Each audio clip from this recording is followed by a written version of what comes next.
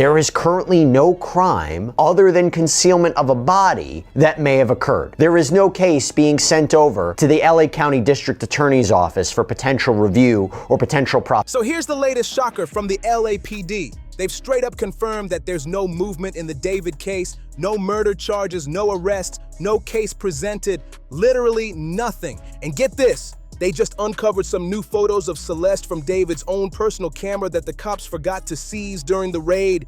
In these pics, she looks like she's definitely on something, adding fuel to the theory that this could have been a drug-related death. But hold on, it gets even crazier. According to the LAPD's statement, they're standing by their original press release, which basically said it remains unclear whether there is any criminal culpability beyond the concealment of her body.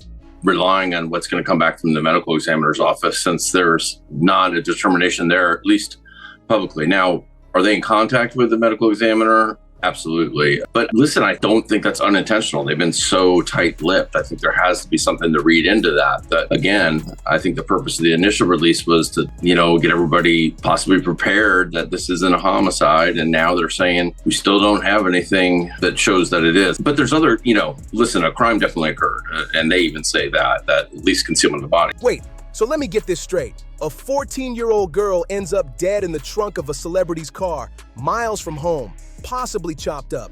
And the only crime they're pointing to is hiding the body. Come on, she didn't crawl in there herself, and nobody's buying that she took her own life. Someone did this, no doubt, but it looks like the LAPD is completely stalled, holding absolutely nothing in their hands. Here's another crazy twist in this case. We still haven't gotten Celeste's toxicology results yet. If you didn't know, that's the thing everyone's been waiting on from day one, because this is the key to finding out how she actually died. Were there gunshot wounds, stab marks, a broken neck, an overdose, bruises, anything at all? Basically, this is the smoking gun that tells us what really happened to her. But get this, it's been over 2 months since September 8th, the day her body was discovered. Over 20 other people who died on the same day have already had their toxicology results released. So why the holdup with Celeste? According to Steve Fisher, there's a strong chance that because her body may have been sitting in that trunk for weeks, maybe months, it could be in such terrible condition that testing might not even give a real usable result. Can you imagine? After all this time, the big question of how she died is still hanging there. Then you got really limited options. It's either a homicide or, if she took her own life. Then they'd really have to dig in, because if it wasn't glaringly obvious from the initial autopsy, in other words, if there's not a gunshot wound or something like that, then, they're going to have to maybe get forensic anthropologists involved that specialize in trying to make these determinations on severely decomposed bodies, which can take a while. Completely unanswered.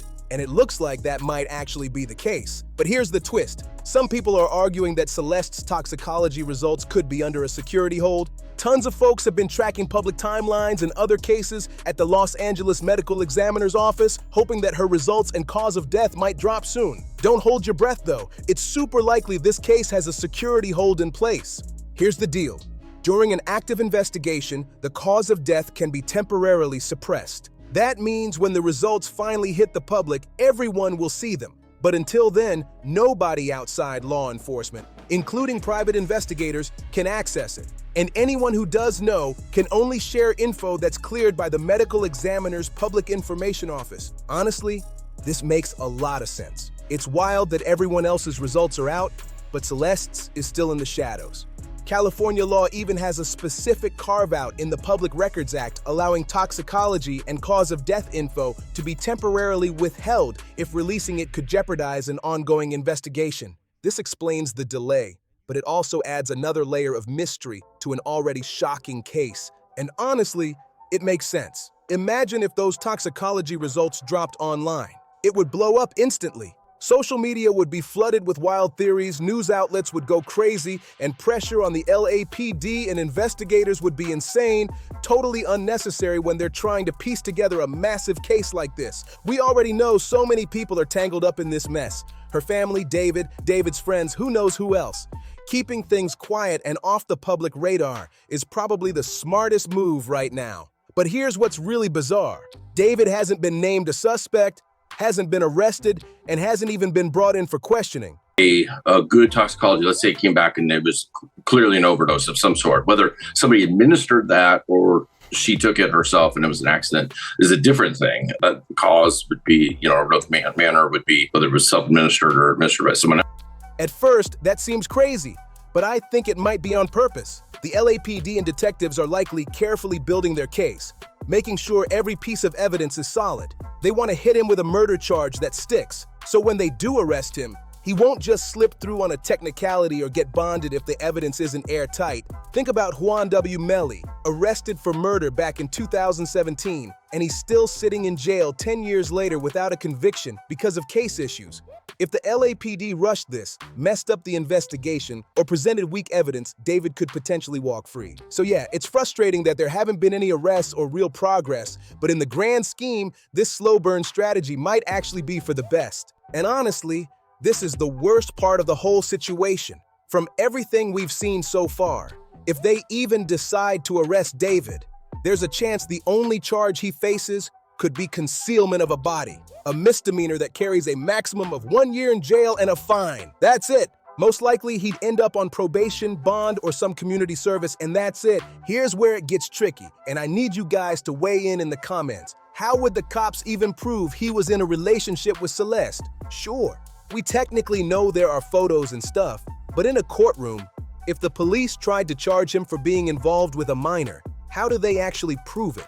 They'd probably need texts, photos, videos, maybe even GPS tracking data from her phone to show evidence. And let's be real, it's going to be incredibly hard when she isn't here to testify or give the investigators any help. Without that, building a strong case is like trying to solve a puzzle with half the pieces missing. This could seriously make or break the whole investigation, and right now, it looks like the odds are stacked against getting the justice everyone's hoping for. There's no evidence to support that Celeste was killed, right? There's no evidence to support homicide charges, manslaughter, murder, anything like that. Is that consistent with what you're seeing in your private investigation? Are you hearing or seeing something different? Would you be surprised if that's the ultimate conclusion? I'll just be honest, we really don't know.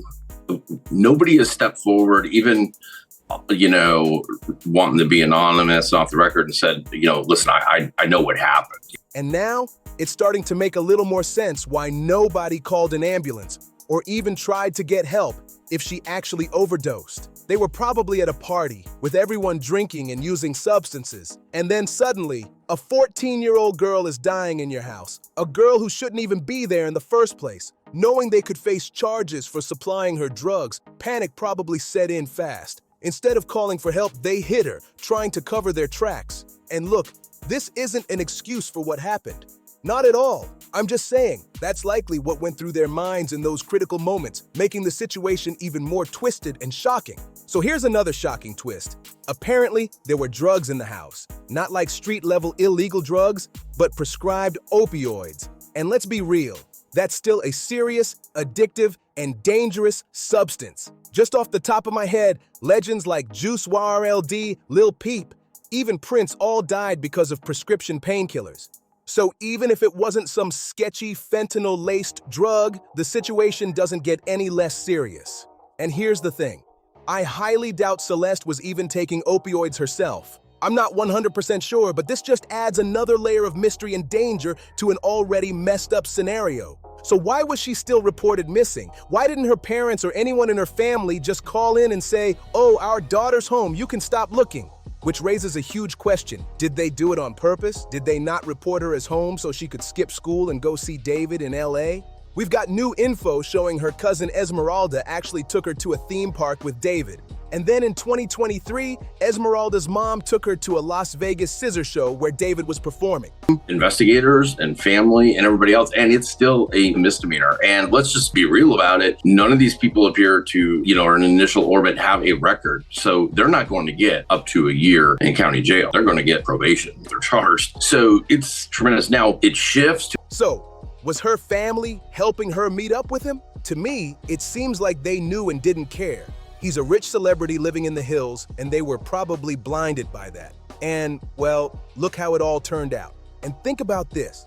Just the fact that prescribed opioids were in the house turns everything on its head. These aren't harmless little pills. We're talking about substances that can easily take a life if used incorrectly or mixed with alcohol or other drugs. It's wild to consider, but even celebrities and musicians we admired, Juice WRLD, Lil Peep, Prince, fell victim to these same prescription painkillers, and suddenly, the dangers aren't just theoretical, they're very real and deadly. Now imagine a house full of people partying, drinking, using substances, and a 14-year-old girl ends up there. Even if she didn't take anything herself, the environment alone was dangerous as hell, and the risk of something catastrophic happening skyrocketed. And here's the thing that really messes with your head. If she wasn't even on these opioids, it's almost harder to process. It's like a ticking time bomb sitting there in the background, where anyone could make a fatal mistake without even realizing it.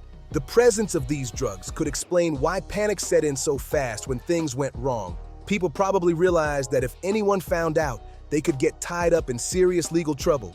And instead of calling for help, they made the terrible decision to hide the situation, making the whole scenario even darker. It's just insane to think about how something that seems like a controlled prescription-only substance could turn a bad night into a tragedy.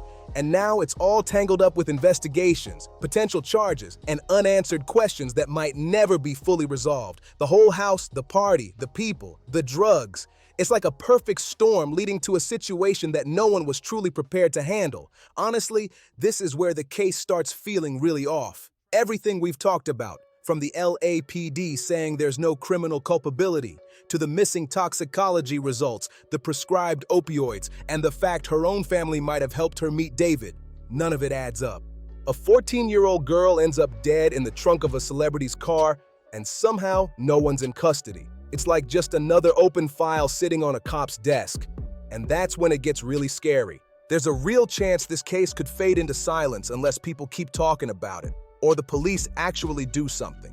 From what we've seen, the system only seems to move when the internet demands answers. So yeah, let me know your thoughts in the comments. Do you think the LAPD is actually building a bigger case behind the scenes, or are they just stalling? Do you think David will be charged, or is this whole thing about to get swept under the rug? Drop your thoughts below, and don't forget to like, share, and subscribe. Stay tuned for the next update.